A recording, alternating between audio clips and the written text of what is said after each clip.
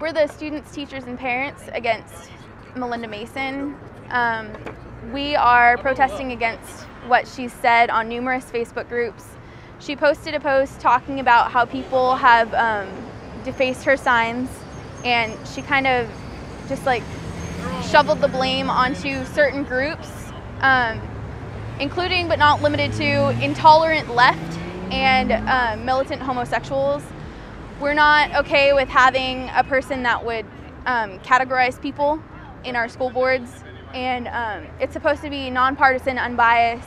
You know, she's going to be serving a bunch of different people, and we don't need her biased politics in our school boards. We're not okay with that, and a lot of us have said that we will take our children out of MCS if she gets elected. Because I'm running for school board, there have been several forums and several interviews. I've spoken to a lot of groups, small, large, and I've been very straight up with my opinion on SB 48, which would allow, you know, a homosexual and, you know, all these different sexualities. There's so many that are shocking everyone.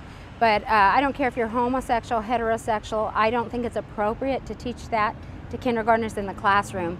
And that's the thing that I've been pouncing out there, and people who agree with me are very supportive, and those who disagree are being very loud. We had kind of a battle on Facebook on one of her posts on her personal like page,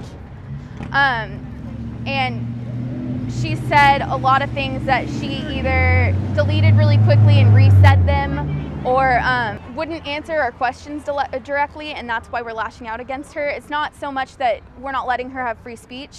It's just we don't agree with A, what she says, and B, that she changes her words around and won't answer our questions directly. We don't need someone like that in school board. We need someone that will answer our questions and accept our beliefs as well as hers. At the very beginning of this race, I lost about 8 huge signs. I didn't mention it. That's par for the course when you're running. You're going to lose 6 or 8 signs, 10 signs. It's no big deal.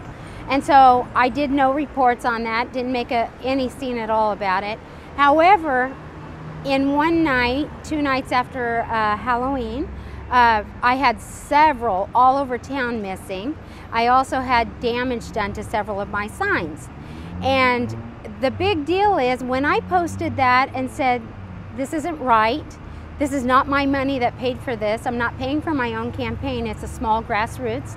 In hard economic times, people are handing me a little cash, $12, $20, $100, $200. And I spent that money mainly on signs. And those signs have been defaced, taken down all over town. And I said that gay activists have been getting tougher and tougher on those of us who are willing to stand in the public center and say, we disagree. So this is actually all about free speech. That's what it comes down to.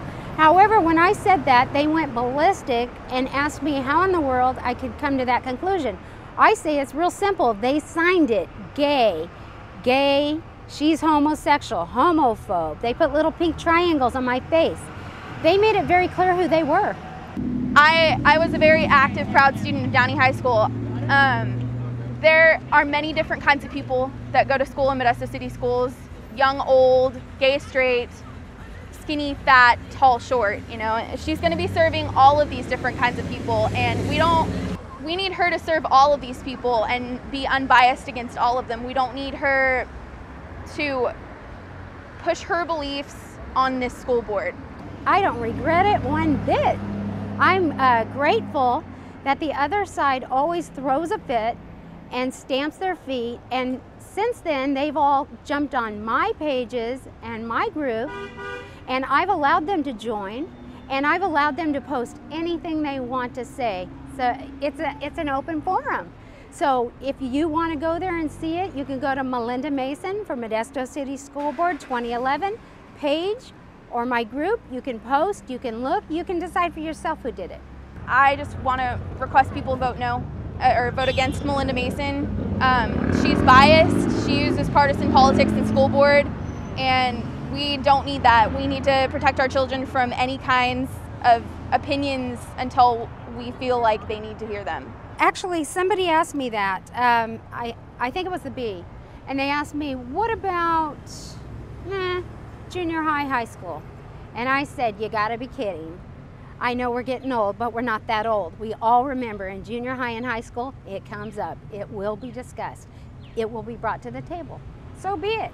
It's not the job of the state to bring it to the table. That's the parents and the grandparents.